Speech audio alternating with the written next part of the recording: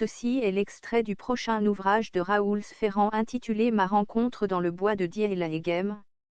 Cet ouvrage parle d'une rencontre assez mystérieuse que Raoul Ferrand a faite dans le bois de Dieleghem il y a 6 ans, avec un homme qui lui a apporté les réponses aux questions qu'il s'est bien souvent posées sur la vie en général. Les réponses et les conseils reçus se sont focalisés particulièrement sur la vie sociale. Donc, entre autres, sur la réussite sociale, sur le conflit social, sur les épreuves de la vie, etc. Intrigué par ce fait, le lendemain, Raoul Ferrand décide de retourner à l'endroit de leur rencontre pour le revoir, comme convenu. Avec l'aide du garde forestier, Raoul Ferrand découvre que cette personne n'existe pas. Voici un extrait.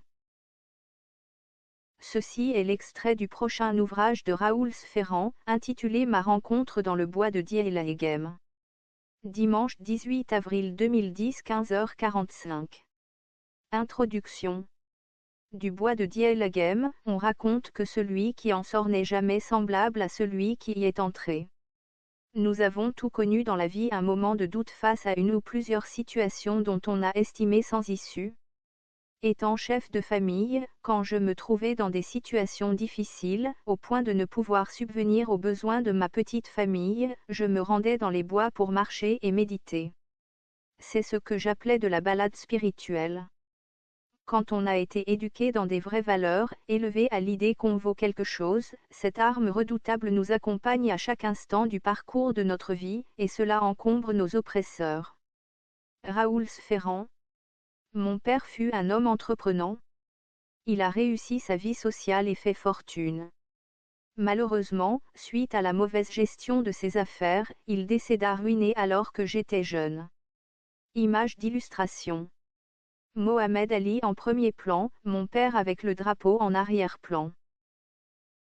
Durant ces balades spirituelles, je pensais intensément à lui, invoquant son esprit et ouvrant mon cœur. J'exprimais mes doléances. S'il était en vie, seul lui, de par l'amour sincère d'un père pour son fils, de par ses expériences et conseils, aurait pu m'aider à me sortir de ces obstructions, à m'extraire des affres du quotidien.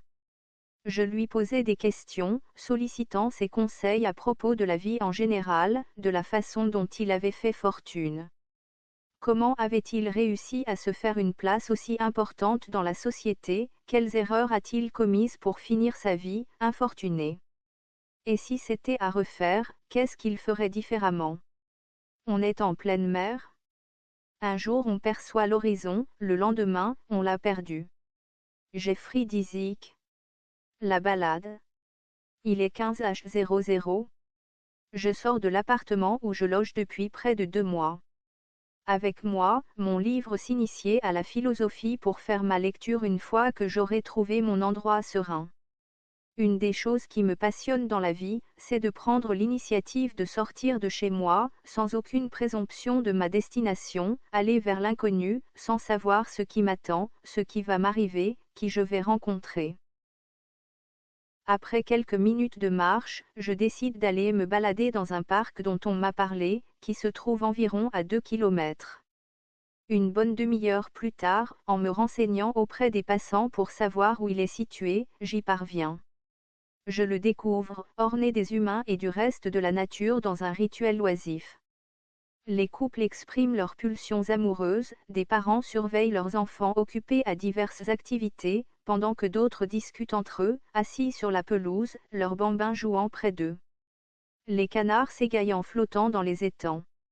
Il fait environ 20 degrés, c'est pas mal pour un début de printemps. Mon livre à la main, je décide de continuer à marcher et de remettre la lecture à plus tard, quand j'aurai fini avec ma virée. Quelques mètres plus loin, je me rends compte que j'arrive à la fin du périmètre car j'ai devant moi une avenue passante. Mais en réalité, elle traverse le parc qui continue de l'autre côté. Je traverse et pénètre dans la deuxième partie du jardin, dont je m'aperçois qu'elle est plus grande que la première. Ici, je remarque plutôt une autre ambiance, avec une décoration florale et paysagiste différente. Cette portion ressemble plutôt à un lieu de promenade. boisé, avec étangs, bancs et allées pour piétons qui font le tour d'un grand espace central, en plein milieu duquel les jeunes, les enfants et les parents sont assis sur la pelouse tandis que d'autres jouent à différents jeux, foot, frisbee, etc. Je continue ma déambulation en faisant le tour de cette esplanade et me dirige vers les plans d'eau qui se trouvent à l'opposé. J'ai l'idée d'aller dans les parties boisées, j'y fonce. Au bout de quelques minutes de marche, je commence à apercevoir l'extrémité du parc et les maisons du voisinage. Plus loin encore, j'aperçois une sortie sous forme de portail. Je m'en rapproche, et je vois une autre petite avenue avec une circulation rare. Juste devant, il y a un feu tricolore dont les rares piétons ne tiennent presque pas compte en raison de l'absence de véhicules.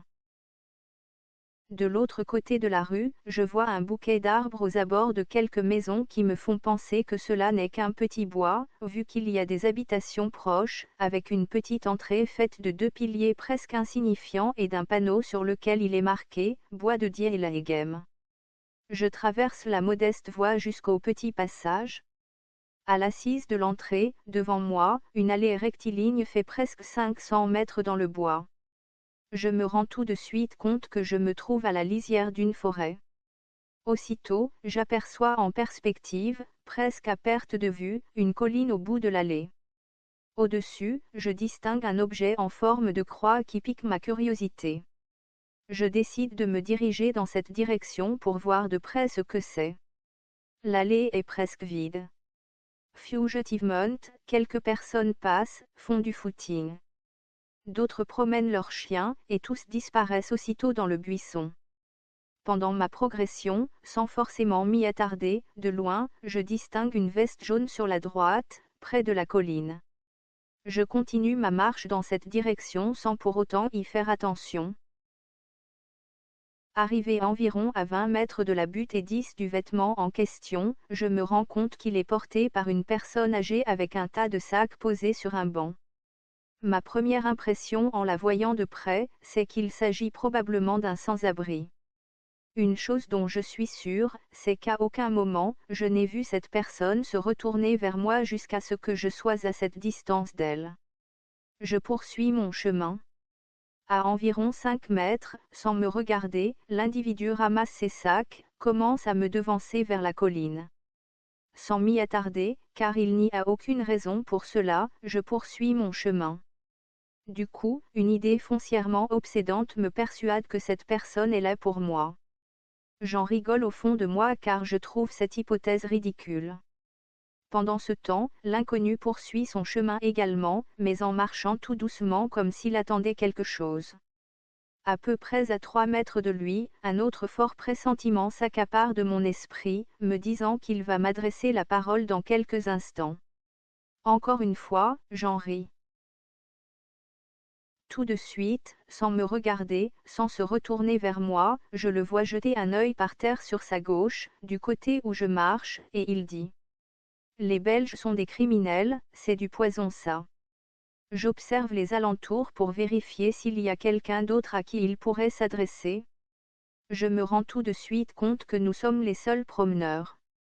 Je fais semblant de ne pas entendre. Aussitôt, il redit la même phrase avec une voix un peu plus vive. En se retournant vers moi, il me lance un regard furtif, dans le but flagrant de me faire comprendre qu'il engage une conversation entre lui et moi. Je suis un peu mal à l'aise pour entamer un dialogue car mon but est de poursuivre mon chemin et d'aller vite voir ce qu'il y a sur cette colline avec la croix. En même temps, poliment, je me sens mal de ne pas répondre à sa sollicitation. Mes yeux se posent donc par terre, à l'endroit où les siens se fixent. Je constate qu'il y a de la poudre blanche éparpillée au sol. À mon tour, je lui dis, du poison. Pourquoi du poison?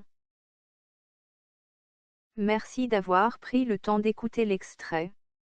Pour la suite, fixons-nous rendez-vous à la sortie des presses de ce prochain ouvrage Ma rencontre dans le bois de Dieilagem du contemporain et penseur Raoul Sferrand. Bien cordialement. À bientôt. La sphère de Sferrand, à la Sphérance.